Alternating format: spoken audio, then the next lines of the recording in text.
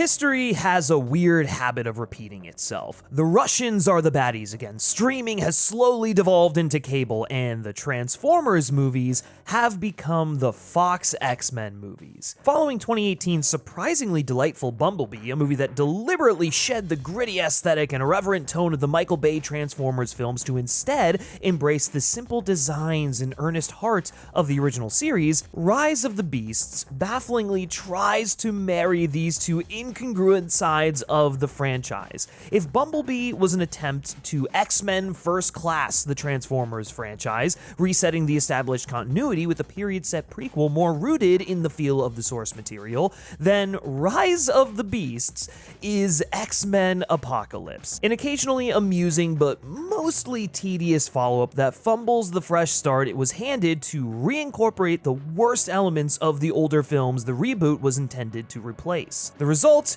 is Diet Bayformers. Yeah, you heard that. Diet Bayformers. Who the hell wants Diet Michael Bay? All of the visual noise, paper-thin characters, and mind-numbing CGI action, but lacking any of Bay's signature flair or sense of authorial perspective. Just 2 hours of bland, washed-out-looking set pieces, and the most haphazard and uninteresting plot you could possibly imagine. This might not be as bad as the worst of Bayformers, but it's infinitely more forgettable, and maybe that's worse. Look, I'm a simple man. I don't need these Transformers movies to be masterpieces. I don't even need them to be intelligent or complex, but my one expectation, my bare minimum, is that they be exciting. The Transformers are vehicles that turn into giant robots and fight each other. This should be the easiest layup of all time in the excitement department, but somehow, Rise of the Beasts found a way to make me lose interest in even the mindless spectacle of it all. A lot of this comes down to presentation.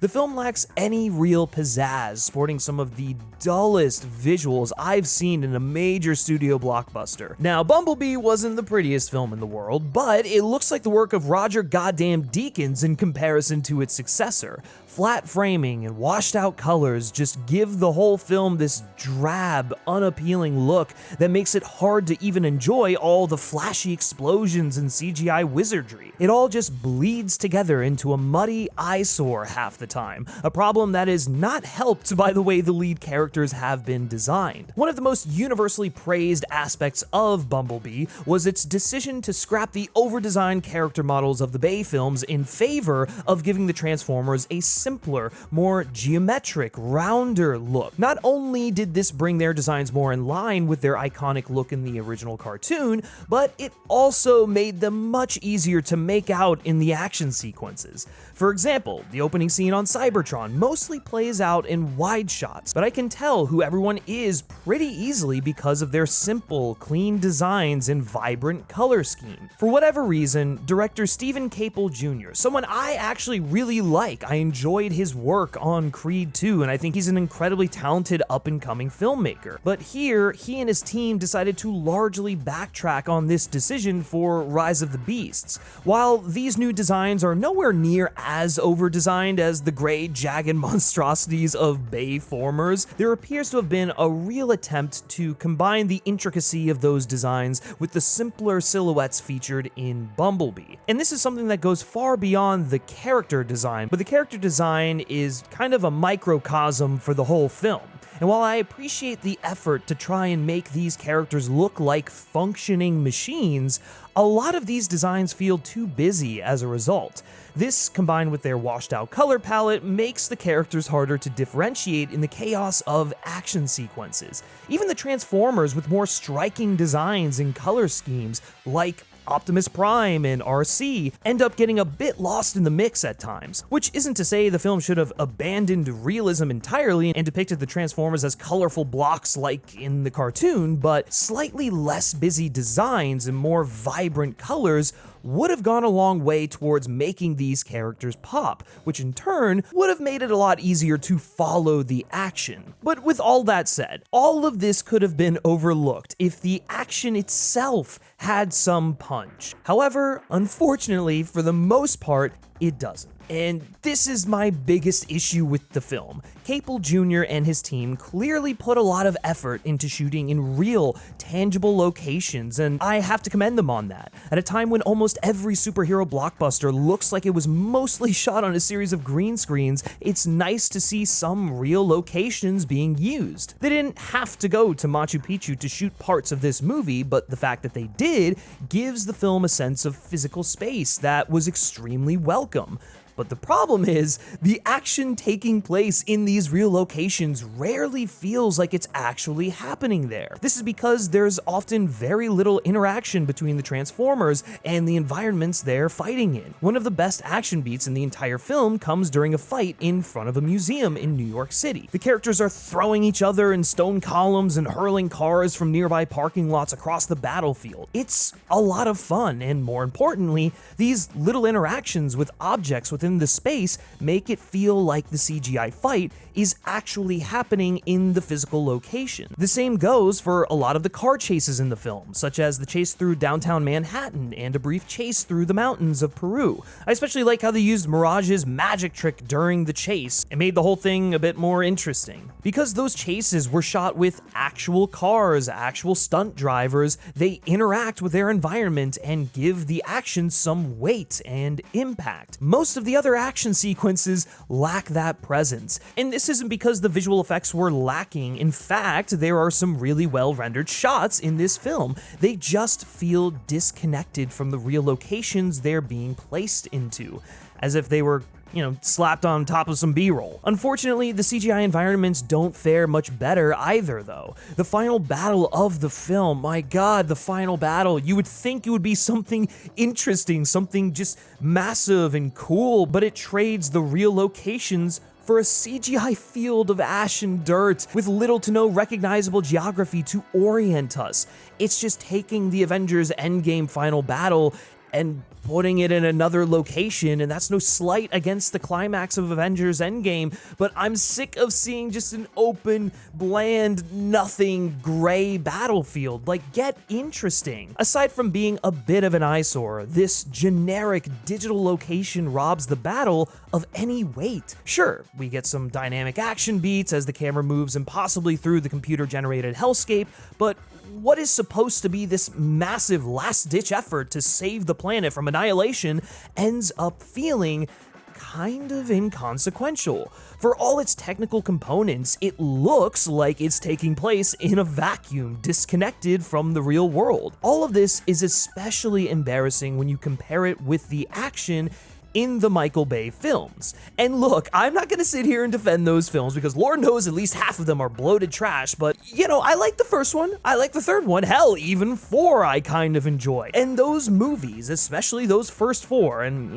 yeah, I'll put 4 in there, even though I know a lot of you have a hate boner for that film, had some really well choreographed set pieces that all felt grounded in a physical reality. The final battle in Mission City in the first film, the Egyptian climax of Revenge of the Fallen, the Battle of Chicago in Dark of the Moon, and the fight in Hong Kong at the end of Age of Extinction. Again, we're not going to talk about that disaster of a film The Last Night, but those sequences, they may all be over-the-top destruction porn to some extent, but they at least feel tangible. The Transformers look like they're in our world, moving through a physical space and interacting with their surroundings. Not only that, but there's a dynamism to the way Bay captures these sequences too.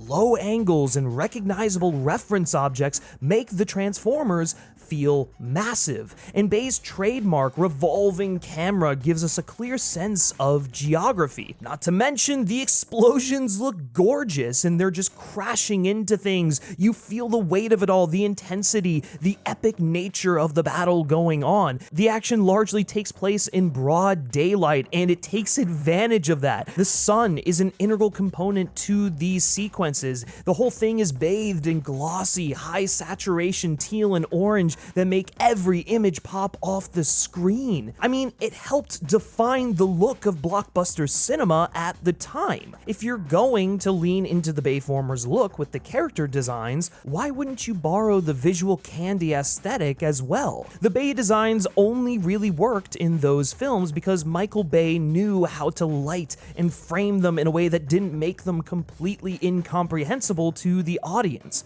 Now, granted, he may have lost that a little bit down the road, but still, I think that stands for the most part. You can't really do his character designs without the other aspects of his visual style because it just winds up looking like even more of a noisy mess. And look, I'm not expecting Stephen Caple Jr. to mimic Michael Bay's style because that's not who Stephen Caple Jr. is. So the point is, why even take from Michael Bay's Transformers at all? Why not try to craft something new and interesting instead of doing a little bit of bayformers and a little bit of Bumblebee? The first third of this film, I think, really highlighted what Stephen Caple Jr. was most interested in when it came to the Transformers and their relationship with the humans, and I don't know, there was something really cool going on there, but then it gets lost along the way for just another globe-trotting adventure plot that doesn't really seem to care about the adventure or the plot, more of just getting from point A to point B to point C, and then boom, climax.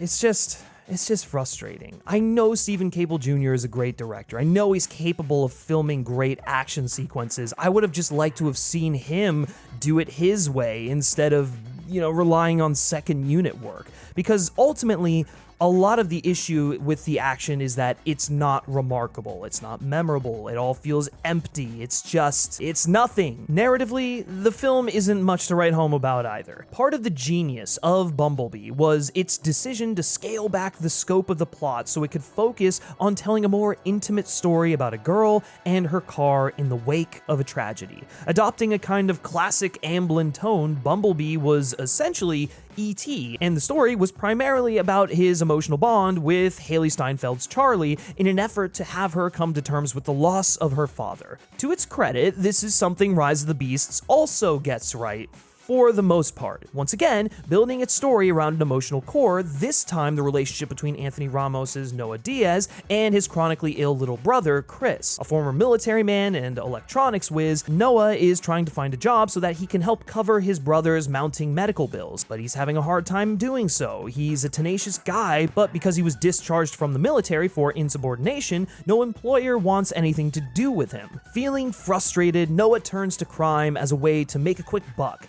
heisting luxury cars with one of his friends. He doesn't want to do it, but he kind of has to. It's a really compelling setup that could have made for an interesting commentary on the desperate lives people of color or even veterans are forced to live due to a system that doesn't have their best interests in mind, only exploitation and profit. They could have tied this into the larger metaphor about exploitative, all-consuming capitalist ecosystems as seen through Unicron, the Terracons, and Transformers as a whole, but they never connect the dots that are right in front of them. It only goes knee-deep and is more of an observation than an actual piece of insight or critique. I especially think this was the perfect opportunity to criticize the military-industrial complex and how it uses people only to discard them and accuse them of not doing enough when they've sacrificed so much of themselves in service of their country. I would have liked this movie to actually engage with the idea of what it means to be a soldier, the dichotomy of wanting to protect the people you care about, yet having to serve a power with its own agenda and that you can't necessarily trust. Like, there's so much they could have done with this, especially with Noah and Optimus Prime both being soldiers who kind of parallel one another. Again, there's so much wasted potential, man. It was right there. I digress. Now, Noah is bolstered by Ramos's natural charisma. I genuinely like the character as a person. You really feel for the guy, and you want to see him figure shit out so he can help his family. However, after the first half hour or so, which is the case with much of the film, this all just sort of falls by the wayside. When one of the cars he steals turns out to be a Transformer, Mirage, Noah gets pulled into a globe-trotting adventure with cataclysmic stakes, all of which force his personal life into the periphery. The film tries to keep the brotherly bond in the audience's mind by having Mirage remain in contact with Chris via a walkie-talkie, but it just doesn't factor into the story as much as it probably should, with Chris only chiming in when the narrative needs him to help push the story along. Noah is on a mission to protect his family by preventing the apocalypse. Interesting idea, but the film barely capitalizes on his relationship with said family once the team hits the road. It just becomes backstory. Noah's co-lead, Elena Wallace, played by Dominique Fishback, falls into a similar rut. A highly capable museum intern, Elena's talents are largely taken for granted at work. When her supervisor isn't ignoring her, she's exploiting her talents for personal gain and excluding her from the kind of work she wants to be doing. Again, interesting setup that could have tapped into women in the workplace, women of color in the workplace being taken for granted, overworked, and not afforded the same privileges as her white colleagues. But it never really goes anywhere. Hell, there's barely a resolution to this arc. It also doesn't help that she's an intern, so any sort of interesting workplace commentary is sort of thrown by the wayside because being an intern is more of an exposure and experience position. It would have worked much better had Elena been an executive assistant or a low-level employee who is better at this than her employers or the people around her, but was never afforded the opportunity to advance professionally. Again, this winds up being a half-baked observation than an actual piece of meaningful commentary that would have allowed these human characters to pop more than arguably any of the other human characters in the Transformers movies. Nevertheless, despite these obstacles, Elena is naturally curious and wants to learn more about the world around her, a trait she inherited from her father, whose outlook on life and learning helped shape her passion for history. However, somewhat ironically, she's never left New York City.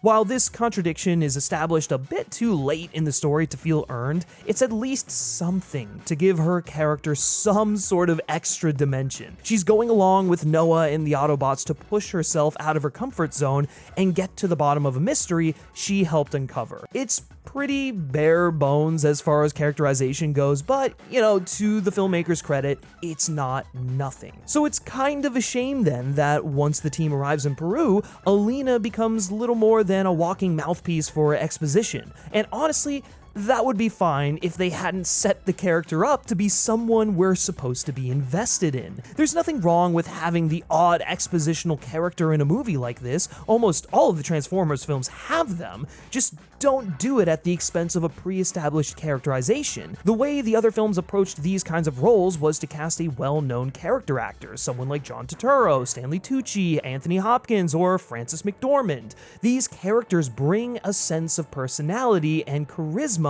to the roles that isn't necessarily there on the page, helping the exposition pill go down a bit easier. Dominique Fishback is obviously an incredible actress. Seriously, have you seen Swarm? She's unreal, but she's not put in the same position as those other character actors. She was given a proper character to play, and then that character turned into an expositional character on a dime. So she's never given the license to go wild with her characterization and inject a little extra personality. To make matters worse, the expositional dialogue she's given is so dry and functional, and it barely even qualifies as dialogue. Half the time, she feels like an omniscient narration reading from the script with little in the way of personality or an inner life. Elena is treated like a Swiss Army knife, pulling out whatever piece of backstory or lore or little scrap of history is needed in the given moment, with little in the way of character. A total waste of Fishback's talents.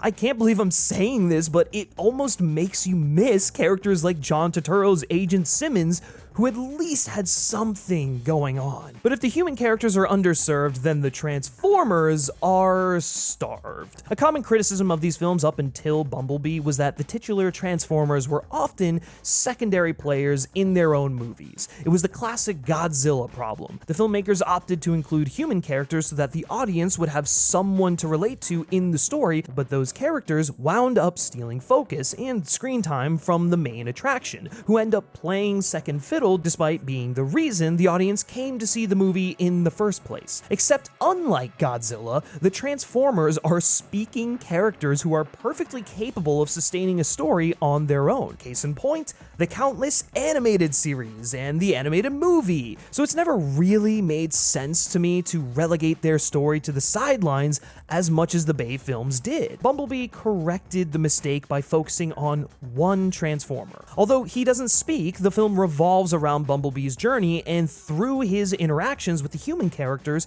we come to understand him as a character. He's not a super complicated character by any means, but he's afforded dimension that goes beyond his basic function in the narrative. Rise of the Beasts feels like a massive step back in this regard, with the Transformers serving as little more than plot devices. Mirage is set up to basically be the main Transformer of the film, occupying a similar role to Bumblebee in both Bumblebee and the original Michael Bay films. He's the one with a direct relationship with the human characters and the one who gets them swept up in the adventure. But other than his smartass attitude and cocky self-assuredness, we don't really get to know him all that well. We get told Mirage feels somewhat disconnected from his fellow Transformers and wants to be pals with Noah, but those dynamics are never really developed beyond a simple mention. Mirage never clashes with the team in a meaningful way, and he and Noah never have a heart-to-heart moment that solidifies a genuine, meaningful friendship. I mean, Noah and Optimus Prime have more going on with their relationship than Noah and Mirage. So it's like, why is Mirage even in here, outside of being the tether to his little brother? But it's unnecessary. Yeah, it was a cute idea to have Noah's little brother make Mirage promise to protect Noah while they're away on the mission, but all this amounts to is a sudden self-sacrifice in the final battle that doesn't feel earned because, again, Mirage and Noah never get time to develop a sincere friendship. And that sucks because I think this character had a lot of potential. Your mileage with Mirage will vary based on how entertaining you find Pete Davidson's near constant quips, but that aside, the idea of a younger Autobot bonding with a human rather than his own people because he just wants to hang out and have fun is a great premise for one of these movies. It shows that there's more that brings us together than divides us. The story is just too focused on plot to do anything with this little kernel of a great idea they have here. And I kind of alluded to it earlier, but Mirage was just a bit too overbearing for me. I think Pete Davidson did a good job with his vocal performance. I mean, so much so that I didn't even know it was him until I saw a featurette online a day after I saw the movie, but he was just a bit too much for me, a bit too annoying. It was a bit too try hard with some of the humor, and it just didn't really work in the same way I felt Charlie and Bumblebee worked. Mirage's motor mouth and initial interactions with Noah highlight why Bumblebee was so effective with both Charlie and Sam. B worked because he didn't talk and they didn't overdo it with the radio voices. It solely relied on the emotional connection between the human and the Transformer. The lack of dialogue makes way for genuine emotional connection and empathy, and then it's also a stark contrast to when he starts fighting. It really shows the ends of the spectrum these beings fall on and how they can be perceived. It also helps us buy into the relationship between Charlie and B or Sam and B because it's non-verbal, purely emotional, and built around a mutual understanding. I never fully buy Mirage and Noah's friendship, even when Mirage sacrifices himself at the end. Outside of the initial chase and a short conversation between the two after, there's really not much there. I mean, I guess Mirage gives Noah a piece of himself to use as a tool and a weapon, which shows the trust between the two, but there's never a time when they actively try to connect the two, especially since Noah agreed to work with them initially because Mirage promised him money. So it's not even like he agreed to work with the Autobots because he trusted Mirage. I mean, I guess to an extent he trusted him more than Optimus, but that's because he sounds more like a human. Again, the core aspect of these films is the relationship between the main human and the Autobots. I almost don't even think Mirage was necessary, or at least the way he was used. The main connection is between Noah and Optimus, because they're both the same kind of person from different worlds. Why not just make Noah's Transformer companion the person he has to work the entire film to build a bond with? Optimus Prime. They basically wind up doing that anyways, so it just makes all of the Mirage stuff pointless. The only other Autobot with anything to do in the film is Optimus Prime. Optimus is set up as a kind of foil for Noah. They're both former soldiers who would do anything to protect their families, a conviction that puts them at odds when those goals don't align. I think this was a really smart direction to take Optimus as a character, because it gives the storytellers an opportunity to test him in a way he hasn't necessarily been tested before, even if they kind of retread some of the ground they did in Age of Extinction. But that's okay, we're not gonna get into that, that's fine. This is a far more jaded Optimus Prime than we're used to seeing. He's defeated and grappling with his numerous failures, his failure to save Cybertron, his failure to get his team home after stranding them on Earth, and his failure to protect Bumblebee, who gets killed trying to save Optimus during the museum fight. He feels responsible for these elements and puts it on himself, and himself alone, to fix them. As a result, he's a bit prickly towards anyone he sees as getting in his way, namely Noah. He doesn't trust Noah because he assumes human beings are only interested in looking out for their own, the same way he is. This leads to clashes with Noah, who Mirage brings in on their mission to find the transwarp key, a vaguely defined MacGuffin that can transport the Transformers home. Optimus doesn't want to bet their future on an alliance with humans. Likewise, Noah doesn't want to entrust the survival of the Earth to a bunch of alien robots who don't seem to care if their mission puts the entire planet in jeopardy. I'm not trusting my home to a guy who couldn't protect his. Really interesting friction for these characters. This inability to trust one another informs the main theme of the film, the need for people of differing backgrounds to work together to fight for the common good. The fact Optimus and Noah are fighting the same battle from different sides is actually a really compelling dynamic. Optimus wants to unify the pieces of the transwarp key to bait the villain Scourge into a showdown as an act of revenge for killing Bumblebee before using it to return to Cybertron, while Noah wants to destroy the key to prevent the arrival of Unicron, who will consume the planet if he's allowed to pass through the portal. Noah thinks Optimus's plan to bait Scourge will recklessly endanger Earth, while Optimus thinks Noah doesn't understand his pain in having lost a brother in arms. But the truth is, he does. His sick little brother is the whole reason he's on this adventure at all. I have to imagine it's the reason that he joined the military and simultaneously left when he found out that he was sick or that his condition worsened. It's a shame then that the movie doesn't really let these characters come to recognize their similarities organically. Instead, the exposition queen herself, Elena, spells it out for Noah, negating any need for the pair to hash out their differences one-on-one. I mean, it was the most frustrating thing. It's like, yeah, I get what's going on with these characters. I want them to figure it out. Come on, Elena, why are you doing this? Don't drop the whole, you guys are more alike than you realize. Like, he's you, sort of. Like, just, come on. Like, I get this is for kids, but I think even kids could figure that out. While this doesn't completely ruin the dynamic between Noah and Optimus, it does significantly cheapen the payoff. That being Noah's refusal to destroy the transwarp key. This moment feels like the emotional crescendo of the entire film, a situation that forces both Noah and Optimus to look beyond their own goals and empathize with the other's perspective. It should feel monumental, but instead, Noah just sorta chooses not to destroy the key because Elena has already explained what it is he needed to realize about Optimus. The realization comes before the climax, sapping it of any emotional catharsis. Optimus doesn't even really participate in the moment aside from a few pleas. He doesn't even have to grapple with his own prejudices against Noah and the humans.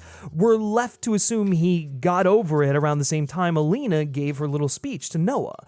It's such an anticlimax to what is otherwise a really promising story thread. And then there's Bumblebee. Oh, B. I honest to God don't know what they were going for with this character this go around. It sort of feels like he's only here because he was the star of the last movie, since he has literally nothing to do besides die in yet another fake out death. And it's just, why? We know you're not gonna kill Bumblebee in this movie. Like, I know it's not going to happen. He's one of the faces of your franchise. Maybe if this was the last Transformers movie, but I don't know. And then on top of that, I can't really figure out what the continuity of these movies are. Apparently, this is supposed to somehow lead into the first Transformers film that Michael Bay made, but it doesn't make sense because the Autobots literally arrive to Earth in that first Transformer. Again, the Fox X-Men continuity, it doesn't make any sense. So whatever, we're gonna do another fake out death because we haven't done that like 50 other times in the course of this series.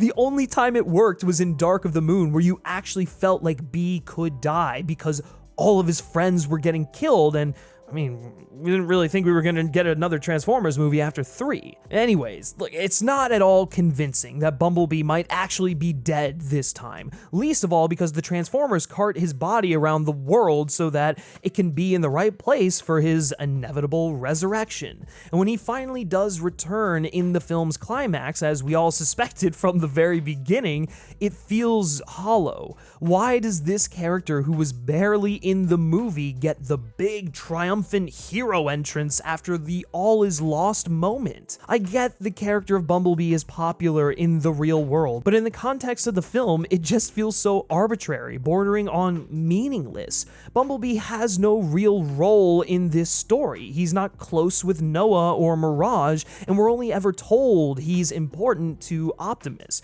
We never get to see them interact in a meaningful way. So why does the movie stop for his big return? It's just so out of place. You could have used that as like the emotional climax of the film. Maybe the moment where Optimus Prime and Noah link up or something, or just, I don't know, anything but this like failed attempt at a big entrance for a character that is useless. And then, look, I'm just gonna say it, I'm really over the use of radio clips in place of recorded lines. Like, I get that's the way that Bumblebee talks, but I think they've just overdone it. And especially in this film, it doesn't work. It was cute in the first one. It was cute in, like, you know, most of the Bayformers films, and it worked in Bumblebee, but here, it just felt like a burden on the filmmakers, one they are trying their hardest to find a way around. And Rise of the Beasts may have implemented the laziest way of making this character talk yet. Now, he just talks in movie quotes that he supposedly heard at the drive-in theater. I mean, how does that work? Is him playing sound bites he heard functionally any different than having him just talk? Like, I don't know, and I don't think the filmmakers know either. They just saw a gimmick and ran with it. I think they just got sick of having to use songs and other broadcasts for every line and decided to switch things up a bit. The problem is, it gets grating very quickly, especially when he's in the middle of battle and he's just playing these random sound bites from like the most cliched action movies you can possibly think of. It's just like, he doesn't need to talk in the thick of battle. Why are you having him play the radio noises? It's just annoying and distracting. You overdo it. But despite all of this, Bumblebee still fares much better than the rest of the Autobots, who maybe get, what, 7 lines each? Remember how the marketing made a huge deal out of RC finally making it into live action? Yeah, well, she's barely a character here and gets maybe 1 or 2 big action moments that you already saw in the trailer.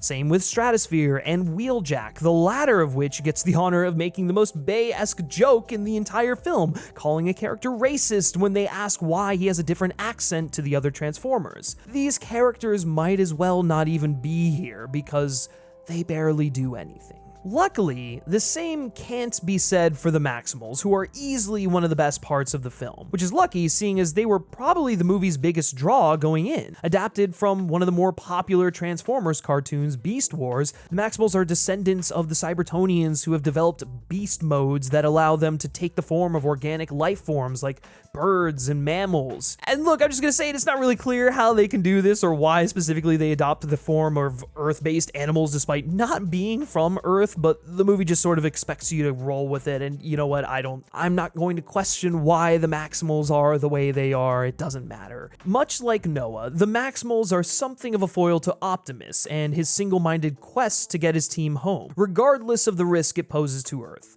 The Maximals have dedicated their lives to the preservation of life, no matter the cost, even sacrificing their own world to Unicron to get the transwarp key as far from him as possible. Like the Autobots, the Maximals are refugees on Earth, but unlike them, they have embraced the world as their new home, planting roots and even befriending the humans of a small Peruvian village, who they've entrusted with protecting the second half of the transwarp key. They've lost so much, their home, their friends, and are simply grateful for the humans' willingness to let them coexist. The leader of the Maximals, Optimus Primal, voiced by the legendary Ron Perlman, and he kills it by the way, and also named for the legendary Autobot Optimus Prime, is a little disappointed to find out his idol is not all he's cracked up to be.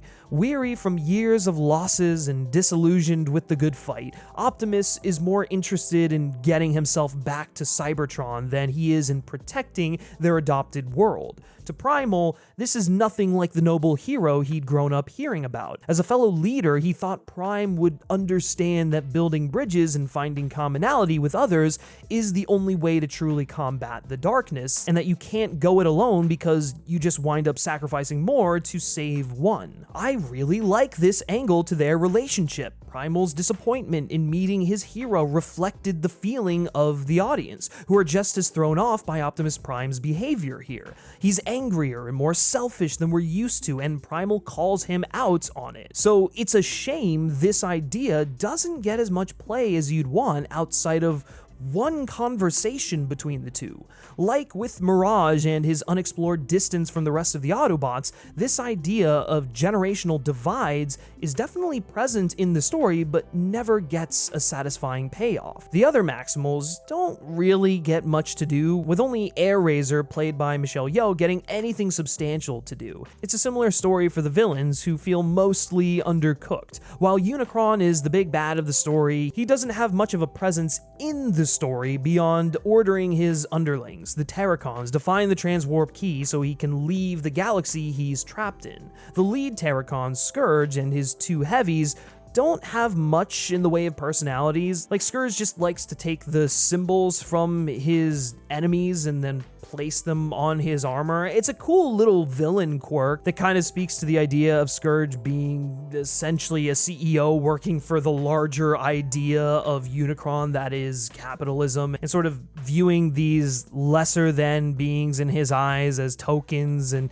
literally putting them on him, kind of stealing their heritage and their culture and whatever. Like, I get it, it's pretty interesting, but outside of that, Scourge killed Optimus's friend, and that's really the only point of it. As the servants of a world-eating god, they are the antithesis of everything the Maximals represent. If the Maximals embody the sanctity of life, then the Terracons are the harbingers of death, priming all existence for destruction. Their corrosive presence in the film is literalized by the venom they spit, which we see slowly destroy Airazor, infecting her body and mind until she becomes an unwilling servant of Unicron. While this thread isn't particularly fleshed out, it comes to a surprisingly effective end when Airazor begs Primal to kill her so that she can't jeopardize the cause they all fight for. This moment is not only effective because of how unexpectedly dark it gets, but also because it reaffirms the ethos of the Maximals, that they protect life no matter the cost. All of this ties into a broader metaphor for climate action, which I think is where the more compelling aspects of the story come in. Unicron is an existential threat to all life on Earth, literally a giant machine consuming all of Earth's natural resources to sustain itself. You can take it as capitalism, the idea, or all of these corporations that are interested in mining the Earth for profit, and then people like Scourge as the CEOs who are running these corporations and doing the bidding of this larger idea. idea. I think it actually works. It's kind of a cool way of depicting the villains in this film, and the only way to beat them is to put aside petty differences and work together as a unified front. This environmentalist bent is only strengthened by the presence of the Maximals, who represent the value of having a symbiotic relationship with the world around you, because they're animals. Now, I'm not here to say this is particularly deep or nuanced, but it's clearly the part of the story that everyone involved in making the movie was most invested in, and quite frankly, it's the only part I was invested in too. Like, I genuinely think that out of all the Transformers films, this one probably had the most to say and could have been the best of the bunch had it solely focused on this idea and talked about how some of these entities are actively working to destroy the environment. And the passion for this idea makes sense when you consider the fact that the film is seemingly started off as more of a direct adaptation of Beast Wars with a greater focus on the Maximals and Terracons. It's a shame we didn't just get a whole film about this instead, because maybe it could have been good. Make the whole conflict between the Maximals, the Terracons, and Unicrons more of an allegory for Earth instead of literally trying to include human characters in here so we get the point. Speaking of things that feel like a studio mandate, though, Rise of the Beasts adds one more insult to the pile before bowing out in the form of an egregious G.I. Joe cameo in the very last scene. Ugh. I'm not even kidding when I say that this might be the worst attempt at building an interconnected universe I have ever seen. Seriously, this makes the Dark Universe teases in the 2017 Mummy reboot look subtle. Once the story has seemingly wrapped up with not one, but two voiceover speeches from both Optimus Prime and Noah, which, side note, why would you not find a way to interweave the speeches so your idea of unity was more pronounced? Again, this is emblematic of much of the film, telling instead of showing, taking the longest route available. Anyways, we get an extra scene where Noah goes to a job interview that turns out to be a covert recruitment operation by an off-the-books government organization that wants to establish contact with the Autobots. You're probably thinking it's Sector 7, I was too, and then they pull the rug out from under you, and the organization is none other than Hasbro's other major IP, the G.I. Joes. And you're left with the sourest taste you can possibly imagine in your mouth. For the love of all that is holy, Hasbro, please stop trying to make G.I. Joe happen. It's just not gonna happen. I don't know how many of these shitty movies need to bomb before you realize that no one cares about this dated piece of Reagan-era military propaganda. I mean, I'm sure there are some Gen Xers out there who remember the original cartoon fondly and read the comics, but Transformers, it ain't. It's just a hodgepodge of aesthetic influences with no real narrative hook. It just has not had the same cultural staying power, and it's getting a little embarrassing that you keep trying to make it work. Now, hooking its wagon to Transformers in hopes it'll revitalize the brand, but it won't. You can't just turn them into S.H.I.E.L.D. for the Transformers universe, which I guess is ultimately what their goal is. As I mentioned earlier, these films have often had a bit of a Godzilla problem with their human characters, and I guess this is the solution Hasbro has come up with. Tie the human characters to another recognizable IP so that their presence doesn't detract from the overall vibe of the films. The problem is, they've already tried this with the actual US military in basically all of the Michael Bay films, and it didn't really work. Now, granted, I do think those films are a bit more tongue-in-cheek with their depiction of the military, and it's a little less devious than what they're doing here, but regardless, it still felt like a distraction from the thing everyone came to see, the Transformers. Just because these new army guys are going to be named after a little plastic toy doesn't mean they won't still be a distraction from the main event. Look, maybe this is something people actually want, but if you look at the track record, I don't think people really care. They didn't even show up for Snake Eyes, which was like your one chance at kind of bringing this whole thing together. I mean, most people under the age of 40 don't even know who the fuck Snake Eyes is. And I can tell you, I walked out of this movie with that G.I. Joe tease feeling completely off-put. I know these movies are based on cartoons that were essentially just ads for toys, but you probably shouldn't make the last scene in your movie feel like a literal ad for a different product, that product being the military. G.I. Joe, really? In the end, Transformers Rise of the Beasts is not the worst Transformers movie. I know I've been hard on it, but it never sinks to the lows of something like The Last Knight or Revenge of the Fallen. That being said, it does kind of feel more frustrating than those films because you can see what it could have been. There are decent ideas in here and clearly some real passion, but it just doesn't coalesce into anything worth investing your time and energy into. Like I said at the top, I really don't go into these movies with high expectations, but that just makes it all the more irritating when the movie fails to even reach my low bar. If this movie had been exciting and visually interesting, maybe I could have forgiven the paper-thin characters and inconsistent plot like I have for most of the Bayformers films. Likewise, if the film had lived up to its potential narratively, maybe I wouldn't be so bothered by the lackluster presentation. But as it stands, Rise of the Beasts falls flat in both departments, an attempt to marry the Bumblebee character work and simplicity with the bombast and action of the Bay films, failing to really succeed at both, leaving me with little desire to think about this film ever again.